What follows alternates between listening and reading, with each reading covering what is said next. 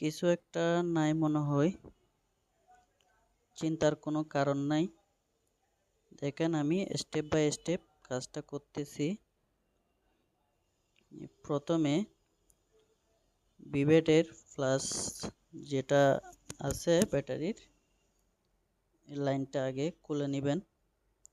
Iron দিয়ে বা hot gun দিলে বা ব্যাটারিতে হিট লাগতে পারে, আয়রন দিয়ে বেটার, ভালো আয়রন লাগবে।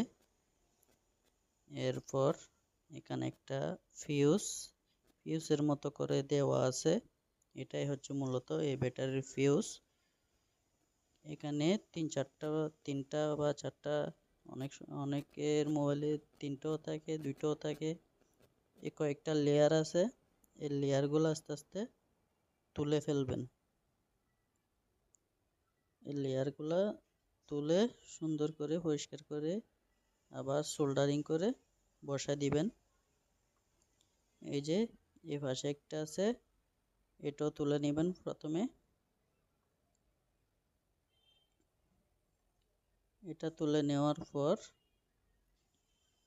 সার্কিটের সাথে ছোট্ট আরেকটা আছে, ওইটাও তুলে নেবেন।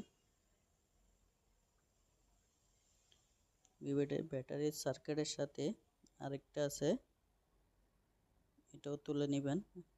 সোল্ডারিং করে ইজিলি উঠে যাবে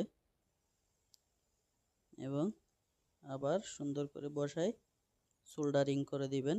তাহলে আপনার ব্যাটারি চেঞ্জ করতে হবে না। অনেকে জানে, অনেকে জানে না। যারা জানে না তাদের জন্য এই ভিডিওটা। দেখেন কিভাবে সলভ করতে হয়। সুন্দর করে ওয়াশ করে নেবেন যাতে কোনো ময়লা না থাকে। ভালো করে ওয়াশ করে নেবেন টিনার দিয়ে। দেখেন মোবাইলটা চালু হয়ে গেছে। আগে লোগো আসলে বন্ধ হয়ে যেত, এখন বন্ধ হচ্ছে।